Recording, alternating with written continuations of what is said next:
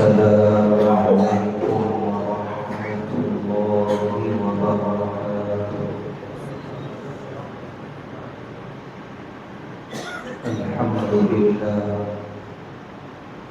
الحمد لله نحمده ونستعينه ونستغفره ونؤمن به ونتوكل عليه ونعوذ بالله من شرور أنفسنا ومن سيئات أعمالنا.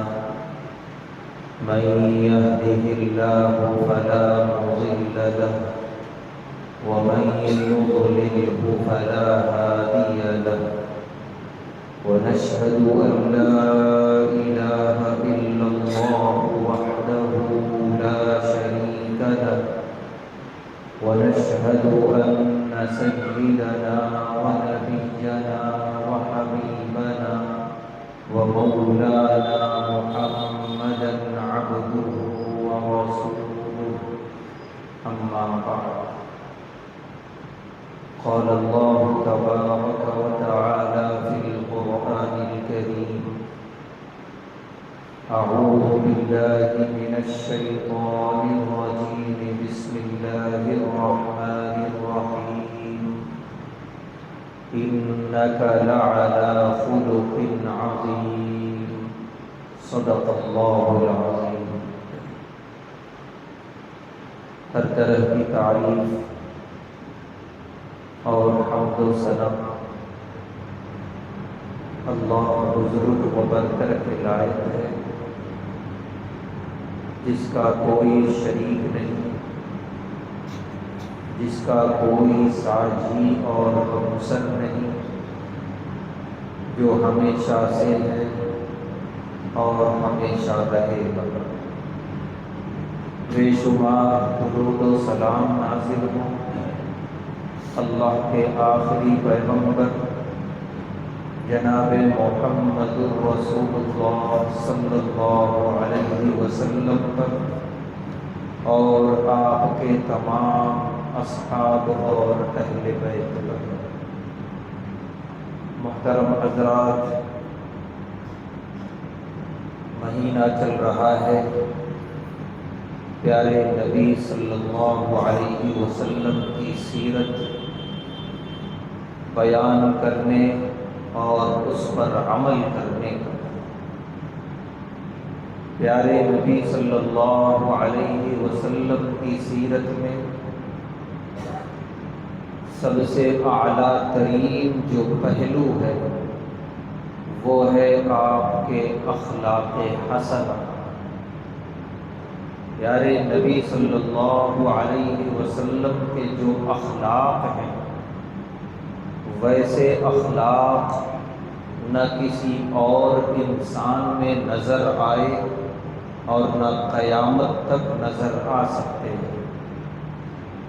پیارے نبی صلی اللہ علیہ وسلم نے ایک ایسے معاشرے میں اپنی آنکھیں کھولی جو معاشرہ اخلاق اور انسانیت سے بہت دور، کردار اور حیا سے بہت دور تھا۔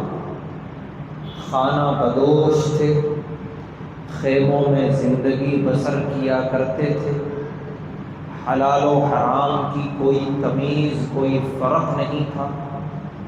ہاں، جنگ کیا کرتے تھے اور جنگوں میں پوری زندگی وقف کر دیا کرتے تھے۔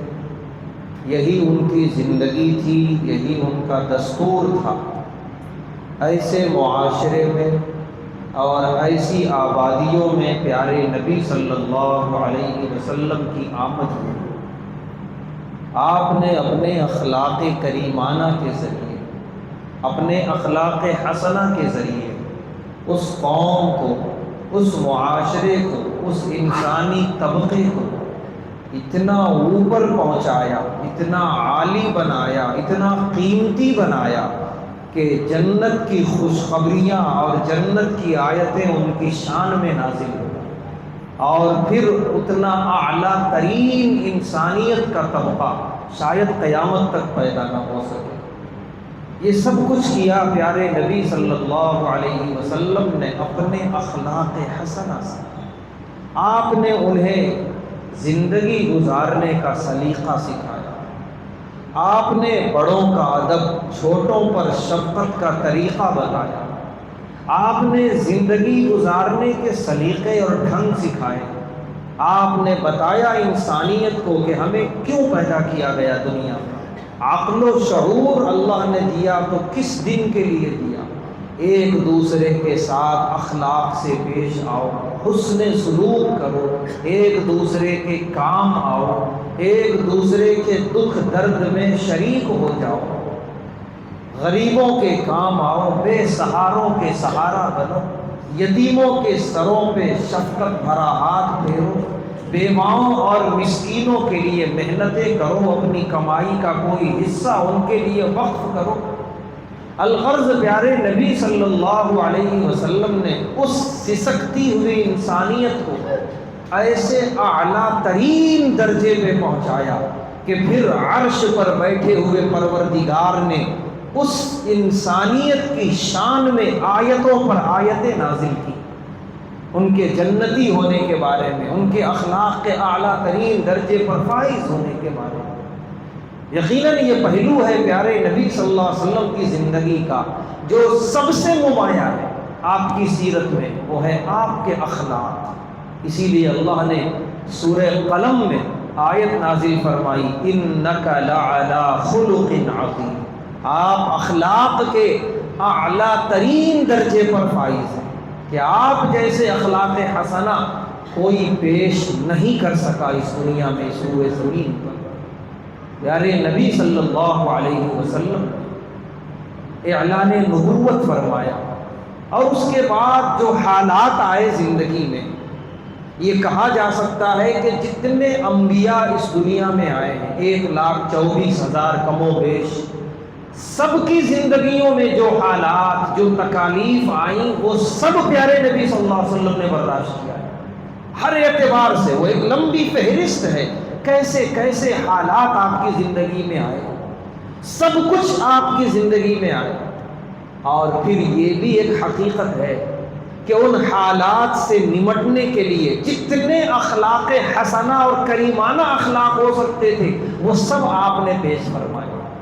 پیشانی پہ کوئی بل نہیں، زبان پہ کوئی شکوہ نہیں، لبوں پر مسکراہٹ ہمیشہ قائم ہے، اور زندگی کے ہر حالات سے آپ گزر رہے ہیں۔ یہ پیارے نبی صلی اللہ علیہ وسلم کی زندگی کا اہم ترین سبق ہے، صرف ہم امتیوں کے نام ہی نہیں، پوری انسانیت کے نام، کہ زندگی حالات ہی کا نام ہے۔ ہاں، مسکراتے ہوئے ان حالات کا مقابلہ کرو، کسی سے شکوہ نہیں، کسی سے کوئی شکایت نہیں، صبر ہو، تحمل ہو، قوت برداشت ہو۔ چنانچہ صحابہ فرماتے ہیں کہ ہم نے پیارے نبی صلی اللہ علیہ وسلم کی شخصیت کا ہر زاویے سے ہم نے جائزہ لیا۔ آپ کا برتاؤ دوستوں کے ساتھ کیسا تھا، آپ کے اخلاق دشمنوں کے ساتھ کیسے تھے، آپ گھر کے اندر کیسے تھے، گھر کے باہر کیسے تھے، آپ اپنے ملازمین اور خادمین کے ساتھ کیسے تھے، آپ بحیثیت مسجد نبوی کے ایک امام آپ کیسے تھے، آپ مجاہدین کے سپہ سالار اور کمانڈر تھے تو آپ کی حیثیت کیا تھی، ہر اعتبار سے جانچا پرکھا صحابہ کرام نے۔ اور پھر زبانوں پر صحابہ کی یہی تھا کہ نہ ایسا کوئی آیا، نہ قیامت تک کوئی آ سکتا ہے۔ پیارے نبی صلی اللہ علیہ وسلم اپنے دوستوں کے درمیان ہوتے، حضرت عثمان غنی رضی اللہ تعالی عنہ فرماتے ہیں، انداز آپ کا ایسا ہوتا اپنے دوست و احباب اور صحابہ کے ساتھ کہ لبوں پر مسکراہٹ ہے، لبوں سے مسکراہٹ کبھی ختم ہی نہیں ہوتی۔ حالانکہ آپ کی زندگی میں جتنی تکالیف تھیں، جتنے حالات تھے، اس کا ایک تنکے کے برابر بھی اگر ہماری زندگی میں آ گیا تو شاید ہم ہنسنا ہی چھوڑ دیں کہ بس ہماری زندگی میں مصیبت ہی مصیبت ہے، صبح شکوے اور شام میں شکوے ہوں، لیکن ایک زندگی تھی پیارے نبی صلی اللہ علیہ وسلم کی، کیسے کیسے نئی سازشیں رچی گئیں۔ ادھر مکے میں الگ دشمن پریشان کر رہا، ادھر مدینے میں منافقین الگ ہیں، پیچھے جو ہے یہودی ہیں، اور یہودیوں کا پورا قافلہ خیبر تک ہے، یہ چاروں طرف سے گھیرا تنگ کیے ہوئے رہتے تھے ہر آن ہمیشہ، اور پیارے نبی صلی اللہ علیہ وسلم اس گھیرے میں رہ کر مسکراتے تھے، اس کا مقابلہ کرتے تھے۔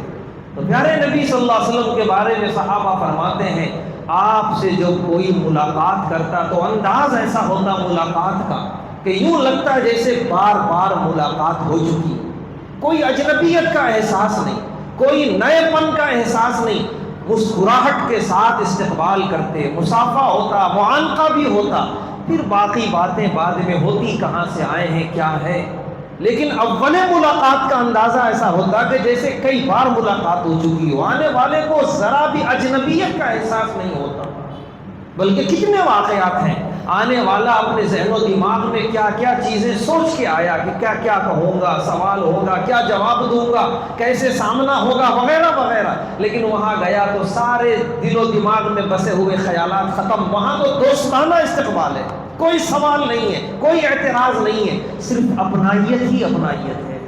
پیارے نبی صلی اللہ علیہ وسلم کا یہ انداز ہوتا تھا۔ حضرت علی رضی اللہ تعالیٰ عنہ فرماتے ہیں آپ کی مجلس ہوتی تھی جس میں صحابہ بیٹھے ہیں، انصار مدینہ ہیں، مہاجرین ہیں، دیگر اور بھی صحابہ ہیں، شہر کے رہنے والے، دیہات کے رہنے والے سب ہیں، پوری مجلس میں ایک لمحہ بھی ایسا نہیں آتا کہ کوئی آدمی اٹھ کے یہ کہہ سکے کہ آپ ان کی طرف زیادہ توجہ کر رہے ہیں، ادھر توجہ کم ہے، کبھی نہیں، موقع ہی نہیں دیتے پیارے نبی صلی اللہ علیہ وسلم۔ مال غنیمت کی تقسیم ہو یا کسی طرح کے اموال کی تقسیم ہو، اس طرح آپ کا انداز ہوتا تقسیم کرنے کا کہ کوئی یہ شک بھی نہیں کر سکتا کہ ادھر توجہ شاید آپ کی زیادہ ہے اور ادھر توجہ کم ہے، بالکل نہیں، مساویانہ سلوک، بالکل برابری کا سلوک، ذرا برابر بھی کوئی فرق نہیں کر سکتا تھا، بلکہ اگر فرق کرتے پیارے نبی صلی اللہ علیہ وسلم کبھی کبھی کسی موقع پر تو اس طرح کرتے، اپنے کو محروم کر دیتے، اپنے اہل و عیال کو محروم کر دیتے تقسیم میں کہ چھوڑو ہم فاقے سے رہیں گے، آج دوسروں کو دے دیا کرتے تھے، یہ فرق ضرور کرتے تھے، لیکن کبھی ایسا نہیں ہوا اپنوں ہی کو دے دیا، قریبی کو دے دیا، قریبی کی طرف توجہ زیادہ رہی، دور بیٹھے ہوئے کی طرف توجہ کم رہی، کبھی ایسا ہونے نہ دیا۔ یہ پیارے نبی صلی اللہ علیہ وسلم کے اخلاق کریمانہ ہے۔ آدمی کتنا بھی اپنے آپ کو اخلاق کے ساتھ مزین کرے، لیکن کبھی تو زندگی میں موقع آ جاتا ہے توجہ نہیں ہو سکی، کسی شخص کو شکایت کا موقع مل گیا، آج آپ نے ویسی توجہ نہیں کی جیسی ضرورت تھی، تو وہ آدمی کہہ سکتا ہے کہ آج ذرا میں کچھ غمزدہ ہوں، کچھ پریشانی میں ہوں، کچھ مصیبت میں ہوں، جس کی وجہ سے میں تمہاری طرف توجہ نہیں کیا، انشاءاللہ آئندہ ایسا موقع نہیں آئے گا۔ یہ بھی ایک شکل ہو سکتی ہے، ہر روز آتی ہے دنیا میں، لیکن قربان جائیے آقا دو جہاں صلی اللہ علیہ وسلم پر، کیا مساویانہ مزاج تھا آپ کا، پوری زندگی کبھی کسی کو موقع نہیں ملا بولنے کا۔ اور عجیب بات یہ ہے منافقین بھی آتے تھے مجلس میں، تاک میں رہتے تھے، کوئی موقع ملے سازش رچنے کا، انگلی اٹھانے کا، سوال کرنے کا، وہ آتے ہی اسی نیت سے تھے، سازش کی نیت سے آتے تھے، کوئی موقع نہیں ملتا تھا، کوئی سازش رچنے کا انہیں کوئی موقع ہی نہیں ملتا تھا پیارے نبی صلی اللہ علیہ وسلم کی مجلس میں۔ یہ آپ کا مزاج تھا، پیارے نبی صلی اللہ علیہ وسلم کے اخلاق ایسے تھے۔ مجلس میں آپ نے صاف اعلان کیا تھا کسی ایسے شخص کی بات یہاں مت کرنا جو یہاں موجود نہیں ہے، یعنی غیبت نہیں، غیبتیں نہیں ہونی چاہیے کسی کے بارے میں، چغلیاں نہیں ہونی چاہیے۔ ہاں کوئی پریشان حال ہے، کوئی مصیبتوں کا شکار ہے، ضرور اس کی بات مجھ تک پہنچاؤ، بلکہ اس کو مجھ تک پہنچاؤ، یہ پیارے نبی صلی اللہ علیہ وسلم ضرور فرمایا کرتے تھے۔ یہ آپ کے اخلاق کریمانہ تھے۔ پیارے نبی صلی اللہ علیہ وسلم اپنے گھر میں رہتے تھے، ام المومنین حضرت عائشہ رضی اللہ تعالی عنہا سے سوال کیا صحابہ کرام نے ایک موقع پر، پیارے نبی صلی اللہ علیہ وسلم کے اخلاق کیسے تھے؟ حالانکہ اخلاق تو دیکھے تھے گھر کے باہر، اصل سوال تھا گھر کے اندر کا کہ گھر کے اندر اہل و عیال کے ساتھ آپ کے اخلاق کیسے تھے؟ ہوتا ہے آدمی گھر کے اندر ذرا بے تکلف ہو جاتا ہے، گھر کے باہر تکلف میں رہتا ہے، غصہ آ بھی گیا تو ذرا زبان کو کنٹرول کرتا ہے کہ سننے والے کیا کہیں گے، یہ آدمی ایسی بھی باتیں بولتا ہے، اسی لیے شاید گھر کے باہر آدمی کنٹرول میں رہے، لیکن گھر کے اندر تو کسی دباؤ میں نہیں رہتا، وہ آزاد رہتا ہے۔ تو گھر کے اندر غصے میں وہ جو چاہے بول سکتا ہے، کون ہے اسے روکنے والا یا اس کے اوپر انگلی اٹھانے والا؟ سب اس کے ماتحت ہیں، اس کے بیوی بچے، کوئی کچھ نہیں کہہ سکتا۔ تو اسی لیے اصل اخلاق گھر کے اندر، پیارے نبی صلی اللہ علیہ وسلم نے اسی لیے فرمایا تم میں میرے سب سے زیادہ قریبی وہ ہوگا جو اپنے ازواج کے ساتھ اچھا سلوک کرے گا، اپنی بیویوں کے ساتھ اچھا سلوک کرے گا، وہ میرے سب سے زیادہ قریب ہوگا، پیارے نبی صلی اللہ علیہ وسلم نے فرمایا۔ تو صحابہ نے سوال کیا ام المومنین حضرت عائشہ رضی اللہ تعالی عنہا سے، کیسے تھے اخلاق؟ ام المومنین حضرت عائشہ رضی اللہ تعالی عنہا نے فرمایا تم نے قرآن نہیں پڑھا؟ صحابہ نے فرمایا کیوں نہیں؟ فرمایا بس جو قرآن ہے وہی پیارے نبی صلی اللہ علیہ وسلم کی شخصیت ہے۔ قرآن میں جو صبر بتایا گیا وہ صبر پیارے نبی کے اندر، قرآن میں جو اخلاق بتائے گئے وہ اخلاق پیارے نبی کے اندر، قرآن میں جو عبادت کا طریقہ سلیقہ بتایا گیا وہ عبادت پیارے نبی کے اندر، قرآن میں جو خود بھوکے رہ کر دوسروں کو کھلانے پلانے کا جذبہ بتایا گیا وہ جذبہ پیارے نبی کے اندر، قرآن میں جو قوت برداشت بتائی گئی وہ قوت برداشت پیارے نبی کے اندر۔ الغرض پوری قرآن جن خوبیوں کا تذکرہ کرتا ہے وہ سب میرے محبوب کے اندر۔ گویا پیارے نبی صلی اللہ علیہ وسلم ایک جیتے جاگتے قرآن کی تفسیر تھے۔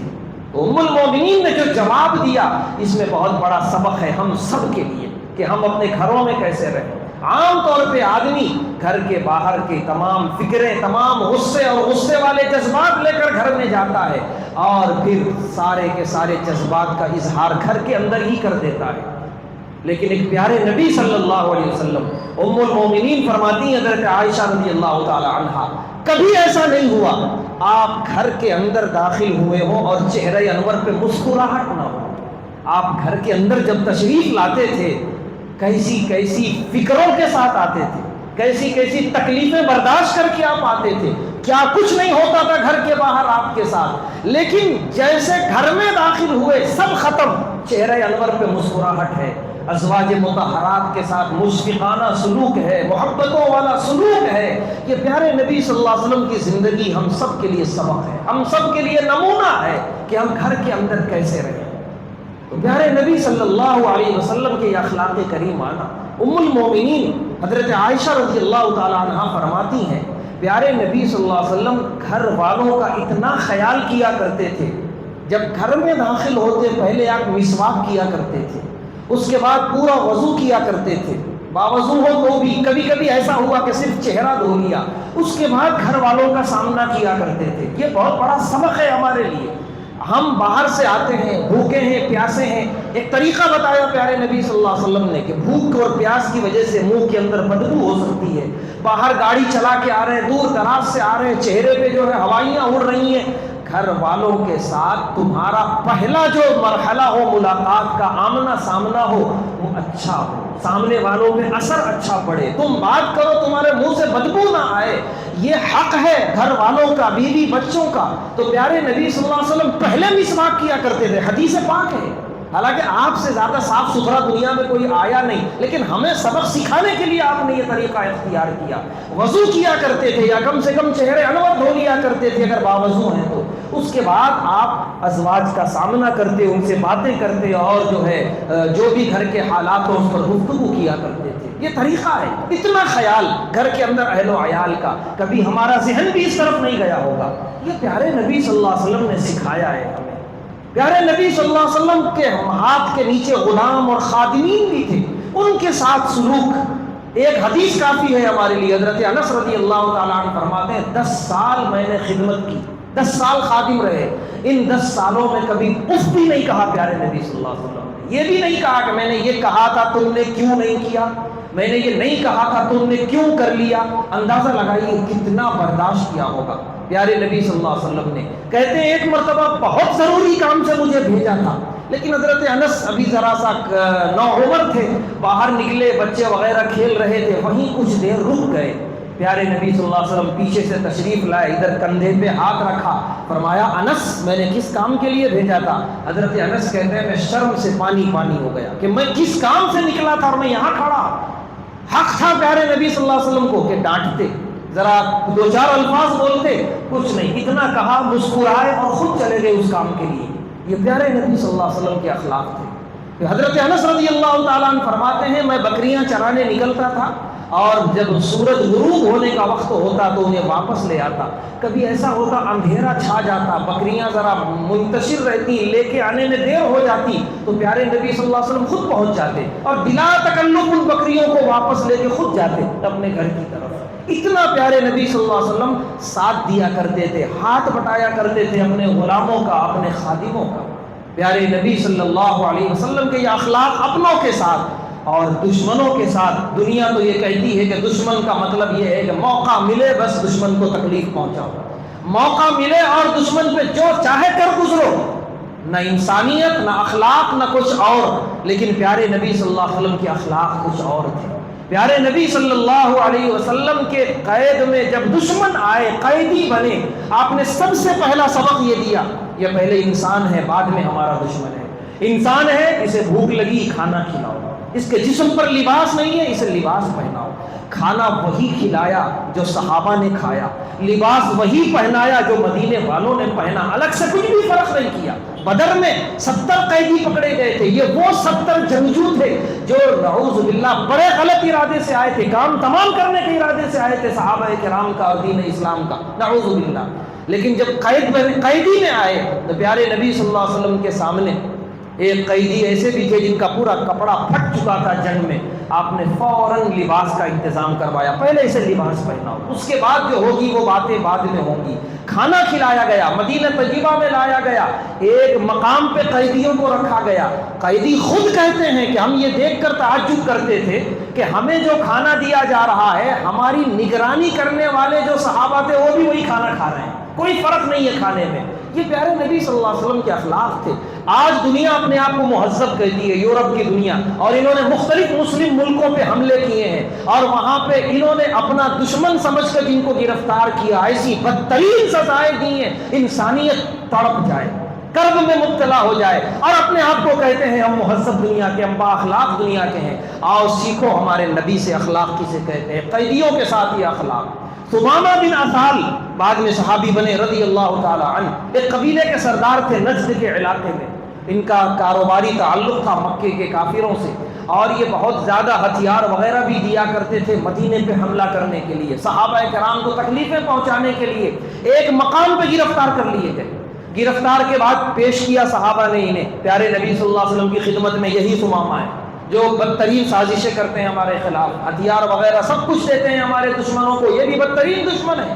پیارے نبی صلی اللہ علیہ وسلم نے فرمایا مسجد نبوی کے ایک ستون سے انہیں باندھ دو. چنانچہ 3 دن انہیں باندھے رکھا گیا ساری انسانی سہولیات کے ساتھ. تینوں دن پیارے نبی صلی اللہ علیہ وسلم نے سوال کیا کہ بتاؤ کیا کہتے ہو؟ تو ثمامہ یہی کہتے ہیں کہ جو آپ مانگے وہ سب میں دے سکتا ہوں, جو جتنی دولت مانگے وہ دے سکتا ہوں, آپ مجھے چھوڑ دیجیے, اور اگر آپ نے میرا قتل کرا دیا تو میرا قبیلہ معاف نہیں کرے گا, ضرور جو ہے مدینے پہ حملہ کرے گا. یہ باتیں روز ہوتی رہیں. 3 دن گزرنے کے بعد پیارے نبی صلی اللہ علیہ وسلم نے فرمایا انہیں آزاد کر دو. چنانچہ انہیں آزاد کیا گیا. وہ قریب کے باغ میں گئے, انہوں نے غسل کیا اور واپس آئے کہ مجھے کلمہ پڑھا دیجیے. پیارے نبی صلی اللہ علیہ وسلم نے پوچھا, بلکہ ان سے پہلے حضرت عمر نے سوال کیا, واپس آتا ہوا دیکھ کر کیوں آ رہے ہو؟ انہوں نے کہا کہ یہ 3 دن جو میں نے اخلاق دیکھے ہیں نبی پاک صلی اللہ علیہ وسلم کے, وہ کس طرح ملتے ہیں, ان کا انداز, ان کا گفتگو کا انداز, چہرہ انور کی مسکراہٹ, اور نہ جانے انہوں نے 3 دن میں کیا کیا دیکھا ہوگا کہ بدترین دشمن سے بہترین دوست بن گئے, کلمہ پڑھا اور ہمیشہ ہمیشہ کے فداکار بن گئے پیارے نبی صلی اللہ علیہ وسلم کے. اپنے قبیلے میں گئے, پورے کے پورے قبیلے نے ایمان قبول کر لیا. یہ پیارے نبی صلی اللہ علیہ وسلم کے اخلاق حسنہ تھے. چاہے دشمن ہو یا کوئی بھی, آپ میزبان ہو, آپ کے یہاں کوئی مہمان آ رہا ہو, آپ اٹھ کر بہت دور تشریف لے جاتے مہمان کے استقبال کے لیے. حالانکہ صحابہ کافی تھے, آپ ایک حکم کرتے کہ مہمان آ رہے ہیں ان کا استقبال کرو, کافی ہو جاتا, لیکن نہیں, آپ خود جاتے تھے. مہمان واپس جا رہا ہو اسے واپس چھوڑنے کے لیے جاتے تھے, اور انداز یہ ہوتا تھا رخصت کرنے کا, مہمان کو سواری پہ بٹھا دیتے, اس کے بعد مصافحہ کرتے, پھر اس جانور کے لگام کو پکڑ کے دعا دیتے تھے, اس کے بعد رخصت کیا کرتے تھے. حالانکہ مہمان تیار نہیں ہوتا کہ آپ کھڑے ہیں اور میں سواری پہ بیٹھ جاؤں, یہ مجھے اچھا نہیں لگ رہا, لیکن پیارے نبی صلی اللہ علیہ وسلم فرماتے تھے نہیں بیٹھو. یہ طریقہ, یہ احترام. حد تو یہ ہے, ابو جہل کے بیٹے عکرمہ ابھی ایمان نہیں لائے تھے, کس کے بیٹے ہیں؟ ابو جہل کے۔ کیسا بدترین کافر تھا، کیسی تکلیفیں پہنچایا ہے صحابہ کو اور پیارے نبی صلی اللہ علیہ وسلم کو۔ ابھی ان کا بیٹا ایمان بھی نہیں لایا، وہ مدینہ طیبہ آ رہا ہے، پیارے نبی صلی اللہ علیہ وسلم کو معلوم ہوا، آپ اٹھ کے تشریف لے گئے مدینے کی شاہراہ تک، مسجد نبوی سے اچھا خاصا دور پیدل تشریف لے گئے، اور جب وہ آئے ہیں ان کا استقبال کیا، اور یبنا عم کہا، اے میرے چچا کے بیٹے، اے میرے چچا زاد بھائی، یعنی اپنی رشتہ داری کا حوالہ دے کر استقبال کیا۔ باپ کی تکلیفوں کا ذکر نہیں کیا، باپ کی طرف سے جو بھی اذیتیں آئیں اس کا کوئی ذکر نہیں کیا۔ یہ پیارے نبی صلی اللہ علیہ وسلم کا انداز ہوتا تھا۔ آپ کسی کے یہاں مہمان ہوتے تھے، اس طریقے سے بیٹھتے تھے کہ جیسے آپ بالکل عام لوگوں کے برابر ہی ہوں، یوں دستر پہ آپ بیٹھا کرتے تھے، الگ سے آپ کا کوئی انتظام ہو آپ اس کو قبول نہیں کیا کرتے تھے، جو ماحضر پیش کر دیا گیا خوشی خوشی قبول کرتے اور تناول فرمایا کرتے تھے، اور دعاؤں سے نوازتے ہوئے رخصت ہوا کرتے تھے۔ حضرت انس رضی اللہ تعالی عنہ، ان کی دادی تھیں، کیونکہ یہ یتیم تھے حضرت انس، ان کے ماں باپ نہیں تھے، ان کی دادی تھیں، دادی کے ماتحتی میں رہتے تھے حضرت انس۔ تو حضرت انس سے ان کی دادی نے کہا ایک مرتبہ، مشہور حدیث ہے ترمذی شریف کی، کہ میرا جی چاہتا ہے کہ پیارے نبی صلی اللہ علیہ وسلم میرے گھر تشریف لائیں، میں اپنے ہاتھ سے بنا ہوا کھانا انہیں کھلانا چاہتی ہوں، ایک مرتبہ غریب خانے پہ تشریف لائیں۔ حضرت انس کہتے ہیں مجھے ہچکچاہٹ ہو رہی تھی، کہاں پیارے نبی صلی اللہ علیہ وسلم اور کہاں ایک یتیم کا معمولی سا گھر، لیکن جب اظہار کیا پیارے نبی صلی اللہ علیہ وسلم نے خوشی سے قبول کیا، خوشی سے گھر تشریف لے گئے، خوشی سے بیٹھ کر کھائے۔ حضرت انس کہتے ہیں جو حصیر میرے گھر میں بچھی تھی، اتنی پرانی اتنی قدیم، چونکہ ہمارے پاس مال و دولت نہیں تھی کہ ہم کچھ نئی چیز بچھا سکتے تھے، مجھے بڑی جھجک ہو رہی تھی، لیکن پیارے نبی صلی اللہ علیہ وسلم خوشی خوشی اس حصیر پہ بیٹھے اور آپ نے کھانا تناول فرمایا۔ یہ پیارے نبی صلی اللہ علیہ وسلم کے اخلاق تھے۔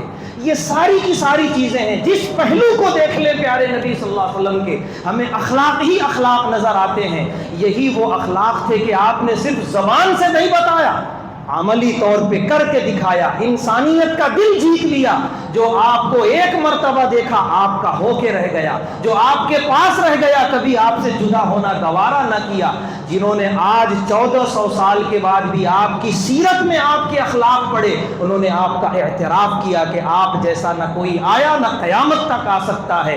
ایسے عظیم رسول اللہ نے ہمیں عنایت فرمائے، اور کیا عجیب بات ہوگی اتنے با اخلاق رسول صرف کتابوں میں ہی سیرت رہ جائے، نہ ہم ان کی سیرت کسی کو بتائیں، نہ ویسے اخلاق پیش کر کے بتائیں، صرف دعویٰ ہی کرتے رہ جائیں ہمارے رسول ہمارے رسول، تو ہم سے بڑا غیر ذمہ دار کوئی نہیں ہوگا۔ ضرورت اس بات کی ہے کہ قدم آگے بڑھائیں، نبی کے اخلاق کا مطالعہ کریں، دوسروں تک پہنچائیں، اپنے اندر وہ اخلاق کا نمونہ پیش کر کے دوسروں کے سامنے پیش کریں کہ یہ تھے ہمارے نبی کے اخلاق، تب کچھ حق ادا ہو سکتا ہے۔ اللہ تبارک و تعالیٰ سے دعا ہے اللہ تبارک و تعالیٰ ہم تمام کو پیارے نبی صلی اللہ علیہ وسلم کے اخلاق کریمانہ کے مطابق زندگی گزارنے کی توفیق عطا فرمائے۔ وآخر دعوانا الحمد للہ۔